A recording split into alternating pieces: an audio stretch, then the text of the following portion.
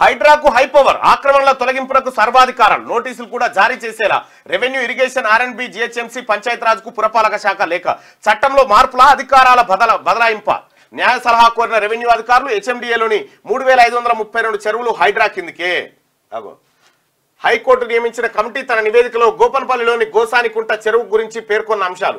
ఈ చెరువు FTL buffer zone లో ఆక్రమణలు జరిగాయి. ఫెన్సింగ్, రింగ్ బండు, వాకింగ్ ట్రాక్ తదితర పనులు చేసినట్లుగా కనిపించలేదు. సీసీ కెమెరాలు లేవు. లేక్ గార్డులు ఎవరు లేరు. మురుగునీటి మళ్లింపు పనులు జరుగుతున్న ఆనవాళ్లు అసలే లేవట. హైడ్రా హైపవర్కి వచ్చేసింది. సో చెరువులు, పార్కులు, ప్రభుత్వ భూముల పరిరక్షణ కోసం ఏర్పాటైన హైడ్రాకు మరిన్ని అధికారాలను కట్టబెట్టే దిశగా అడుగులు వేగంగా పడుతున్నాయి. అక్రమ కట్టడాల తొలగింపునకు ఇప్పటి వరకు వివిధ శాఖల పరిధిలో ఉన్న అధికారాలన్నింటినీ హైడ్రా పరిధిలోకి తీసుకొచ్చేందుకు ప్రభుత్వం సన్నాహం చేస్తోంది. ఇక రెవెన్యూ, నీటిపారుదల, జిహెచ్ఎంసీ, హెచ్ఎండిఏ, పంచాయతీరాజ్, రోడ్లు, భవనాల శాఖ, ఇతర సంబంధిత శాఖలన్నింటినీ హైడ్రా విధి నిర్వహణకు అవసరమైన అధికారులను సంస్థ బదలాయించనున్నారు.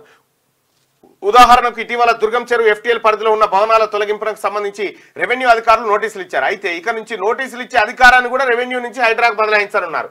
కాగా జిహెచ్ఎంసీ, పంచాయతీరాజ్ శాఖ పరిధిలో ఉండే అధికారాలను హైడ్రాకు బదలాయించాలని పురపాలక శాఖ ముఖ్య కార్యదర్శి ఆ శాఖలను కోరినట్టు విశ్వసనీయంగా తెలిసింది. హైడ్రాకు అధికారాలను కట్టబెట్టే విషయంపై ఇటీవల సీఏ శాంతికుమార్ ఉన్నతస్థాయి సమీక్ష నిర్వహించారు.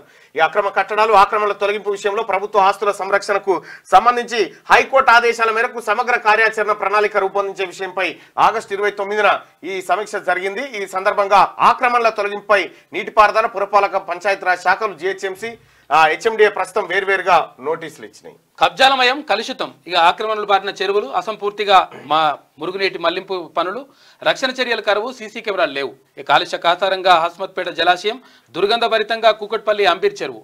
ఇక హైదరాబాద్లోని చెరువులపై అధ్యయనానికి కమిటీని నియమించిన హైకోర్టు 13 చెరువులను పరిశీలించి నివేదిక ఇచ్చిన కమిటీ. లైక్ చేయండి.